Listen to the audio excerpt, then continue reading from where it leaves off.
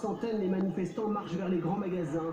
Dans les rangs, beaucoup sont maintenant prêts à en découdre.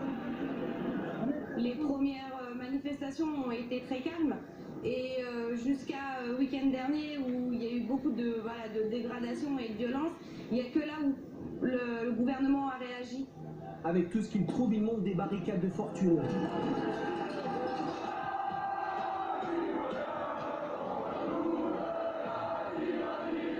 Vite déblayés par les blindés, c'est la première fois qu'ils sont utilisés dans Paris.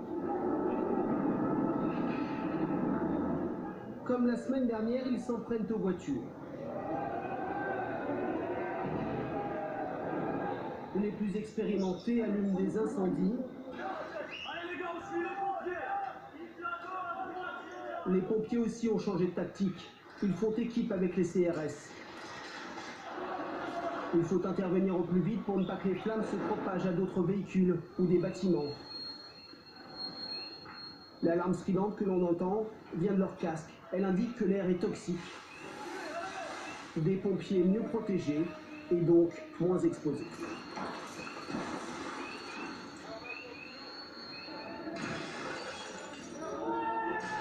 Armés de pierres,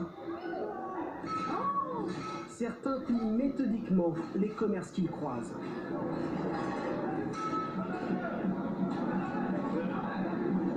Au grand jour, ils attaquent cette boutique de téléphone. Ce spécialiste du golf. Comme si la rue était un self-service. Ce sont principalement des hommes seuls. Ils viennent de régions, de la proche banlieue. Des drapeaux ou des tags montrent que certains sont de l'extrême droite ou de l'extrême gauche. Comme ce PCM pour Parti communiste maoïste, ou ce sigle ACAB utilisé par les anticapitalistes. Les arrestations continuent. Pas suffisant pour dissuader ceux qui restent encore dans les rues. C'était le scénario redouté, des petits groupes difficiles à arrêter. D'autant qu'ils s'arment avec tout ce qu'ils trouvent. Un pavé, c'est justement ce qu'a retrouvé ce bijoutier dans sa vitrine. Avec son fils, ils ont utilisé des balles en plastique pour repousser les pilleurs. Un fusil à pompe. Toutes ces armes sont déclarées. Je tiens à savoir que toutes ces armes sont déclarées. Utilisées uniquement à l'intérieur. Fusil à pompe avec balle en caoutchouc qui a blessé 2 attaquants. Et vous vous êtes défendu avec ça? Et moi, non, pas moi, mon fils.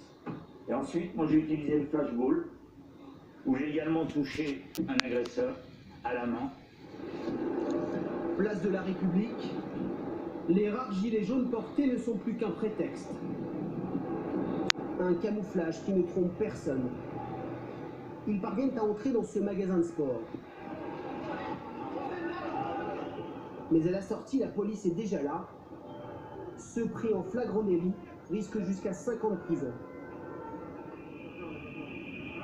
Près de la gare Saint-Lazare, c'est déjà le 50e véhicule incendié.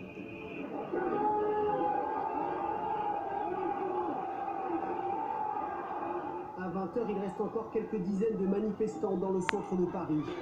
Et toujours cette même tactique, intervenir et appréhender. En tout, 1150 interpellations, un niveau jamais atteint pour une manifestation. En début de soirée, dernière opération des gendarmes pour rendre les Champs-Élysées à la circulation. Et cette image surréaliste, des hommes en armes dans un décor de Noël.